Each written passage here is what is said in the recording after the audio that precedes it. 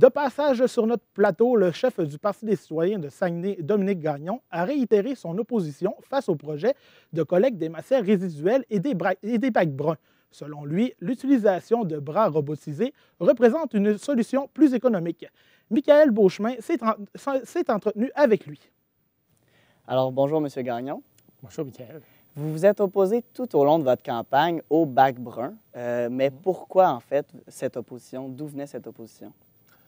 Bien, en fait, c'est qu'on se rend compte que les technologies ont vraiment évolué dans l'histoire des bacs bruns. Il faut se situer dans le contexte où est-ce qu'on a un peu une obligation morale et gouvernementale aussi, bientôt, de devoir mettre toutes nos matières, ce qu'on appelle putrescibles, tout ce qui est compostable, autrement dit, ça ne doit plus aller dans les sites d'enfouissement. Ça dégage des odeurs qui sont là aussi. Et puis, il y a des coûts qui sont rattachés à ça également. Et puis, on est capable maintenant, aujourd'hui, de revaloriser les matières résiduelles. Alors, il faut faire des collectes. Alors là, au départ, il y a déjà des villes qui ont commencé. N'ayant pas accès à la technologie à ce moment-là, on s'est dit, bien, ça va être comme une poubelle ordinaire. On va mettre ça dans un bac, puis on va ramasser ça, comme le recyclage. Mais entre-temps, la science évolue. Et puis là, on parle beaucoup de plus en plus, comme tu dois savoir, le concept d'intelligence artificielle aussi. Alors, qu'est-ce qui se passe? C'est que maintenant, pour faire le tri de ces matières résiduelles-là, il y a des chercheurs qui ont mis au point des robots, vraiment des bras mécanisés, si on peut dire, automatisés, mus justement par une forme d'intelligence artificielle qui fait que plus le robot travaille, plus il devient précis pour faire des sélections à travers nos ordures. Ouais, c'est ça, exactement. Donc, l'idée du bac brun, qui peut-être, là, 10 ans, 7, 8, 10 ans, pouvait plaire à l'idée parce qu'on n'avait pas d'autres alternatives. Maintenant, c'est rendu dépassé. Déjà, ça a été éprouvé à Minneapolis, dans une ville aux États-Unis où ça fonctionne très bien. Et puis, Québec, maintenant, aussi également, va aller dans cette voie-là.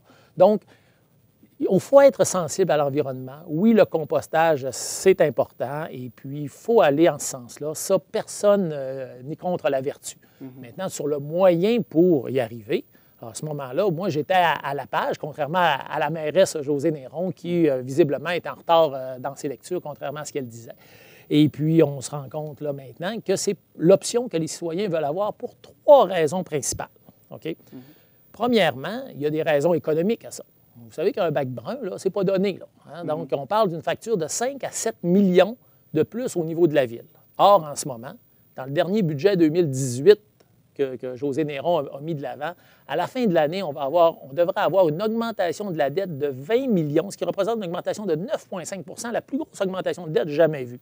En plus, comme tu dois savoir, on a eu dernièrement la plus haute augmentation de taxes depuis longtemps. On nous avait promis, en campagne électorale par Josée Néron, 1,9 on est à 4,1 Alors, de rajouter encore une dette supplémentaire avec quelqu'un qui a comme attitude en dirigeant de dire « c'est pas grave, on va aller chercher l'argent dans la poche des citoyens » ou « c'est pas grave, on va s'endetter », ça ne correspond pas à ce que les citoyens veulent. Donc, l'aspect économique.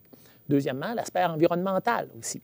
Alors, quand on fait des collectes supplémentaires comme ça, on met des camions sur les rues, des gaz à effet de serre et tout, produire ces bacs en plastique-là également, on va dire, bon, OK, ça a été fait peut-être avec du plastique recyclé, encore là.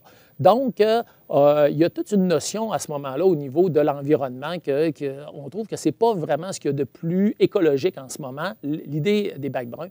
Mais le plus important, au-delà des coûts et de l'environnement, la convivialité. Si on veut bien implanter une méthode au sein de la population, il faut qu'elle soit acceptée, il faut qu'elle soit facile pour la population. Alors, quoi de plus facile que justement de faire le tri à la source dans un sac qui va être distribué? Quand on dit à la source, c'est que quand on a terminé de manger, bon, à ce moment-là, les résidus alimentaires vont aller d'un côté, mais M. les Gagnon, poubelles de l'autre côté, et puis à ce moment-là, bien, on peut faire le tri. Vous avez parlé d'aspect économique, justement, puis vous parlez d'un coût qui est très élevé pour les bacs bruns. Par contre, on parle de quel coût pour cette technologie-là, justement, de robots qui trient les ordures, les déchets? On parle probablement de quand on parlait tantôt, dispendieuse. oui, c'est ça, on a toujours en tête, c'est de la technologie, ça va être très dispendieux. Sauf que les études démontrent que tu fais une économie d'échelle d'environ 30 Grosso modo, là c'est ce qu'on voit. Là, en ce moment, la mairesse nous dit que ça revient au même coût. Là. Non. Les économies d'échelle à long terme se font, effectivement. Ensuite, il y a tout l'aspect de main-d'œuvre aussi qui joue autour de ça. C'est sûr qu'on va avoir besoin quand même de main-d'œuvre plus spécialisée pour des équipements comme ça, mais c'est temporaire. C'est des main-d'œuvre c'est de la main-d'œuvre qui est prise, je vous dirais, de façon plus ponctuelle quand il y a un bris ou des choses comme ça.